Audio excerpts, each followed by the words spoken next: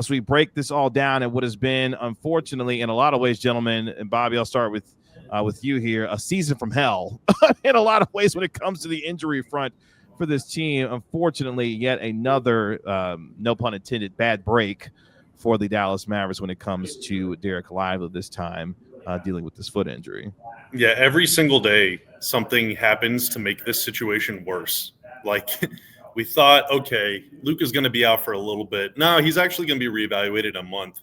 And also Kyrie's going to get hurt. Kyrie's going to come back, but then Lively's going to get hurt. He'll only be out for maybe a couple weeks. Nah, he is going to miss maybe the rest of the regular season because 2 months from now is March 22nd.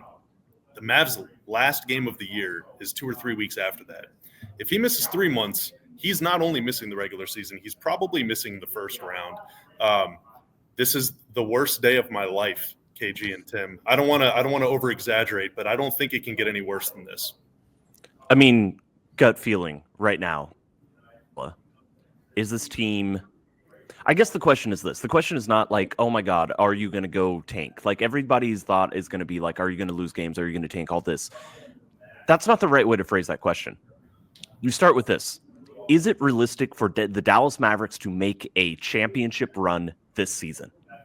Is there any realistic hope right now that you see for Lively to come back near or, in the first round? Dallas during this time, and again, one thing to remember is that Dallas might be a play-in team.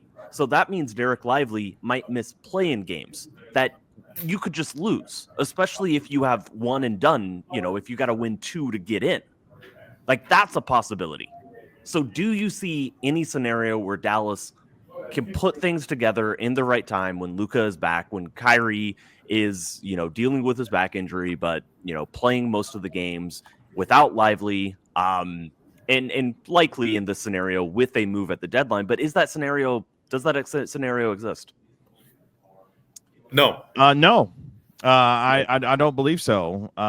We have seen the importance of Dereck Lively when he has been on the floor, the difference that he makes offensively, but more so defensively. And with this team and the way that they go about running pick and roll, obviously the lob threat that Dereck Lively is, he is the best center to give you a chance to run as efficient of a defense and an offense as you want.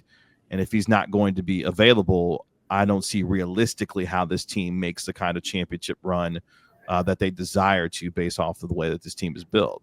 I mean, I don't think it's likely. I still think there are paths where everything works out and the team is, maybe not in its best form, but is healthy or more or less healthy with a 6th seed. Now, this would require trades at the deadline. This would require players coming in. This would require a Gershon Yabusele, a Duop Reith, Ben Simmons if he gets bought out. Like, there has to be somebody else as a backup center, as a big man, somebody coming in at the 4. I don't think the team, and I don't know. I haven't talked to anybody on the team yet. I mean, it's way too early to truthfully know what they're thinking.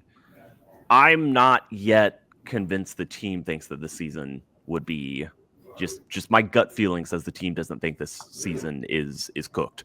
And then you run this very difficult situation of how do you play but not overextend players on injuries without outright, tanking, or without outright, when that might just be the scenario.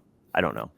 The problem is that they don't just need a backup center. They need a starting center because Gafford just is not a starting center. He's not.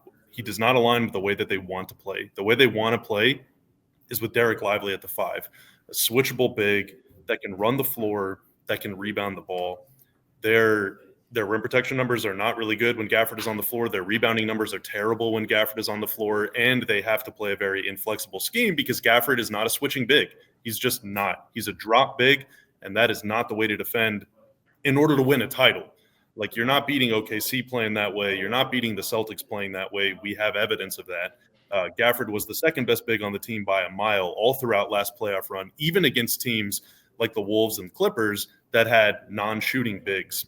More teams have shooting bigs now. You're going to have to go not only through the Thunder, but through a road series against the Thunder in order to get out of the West, and you might have to play them in the first round now, not in the conference finals. So, the domino effect of this is very steep. But, I think the real problem is, Matt Moore, HP Basketball, famous Mavs hater, right? Everyone knows. He had a really good tweet earlier today that was not about the Mavs, but he said 76 of the 78 NBA champions were a top 3 seed in their conference. That's a lot. Okay, that means 2 teams that weren't a top 3 seed have won the title. The Mavs in 2011, when they won, were the number 3 seed, and they were considered a dark horse team. This year's Mavs team will be lucky to be top 6. They will more than likely be a 7 or 8 seed if they even make the dance. Now, if they're full health, I believe that they can beat anybody, but it means they're going to have to go. They're going to be the road team in every single series they play once again. And last season's playoff run, I believe they were the better team in most of the series that they played. It was still historically unlikely for them to be the road team, the underdog in a series every single time and still win. It's just really, really hard to do it that way because every game 7 is going to be on the road. Every game 1 is going to be on the road. Even if you're the better team, it's tough to do that. It's tough to win games away from home. And now the Mavs are almost guaranteed to be a road team in every series they play, unless there's some other historic upset somewhere else. So the deck is really stacked against them if they can even make it that far.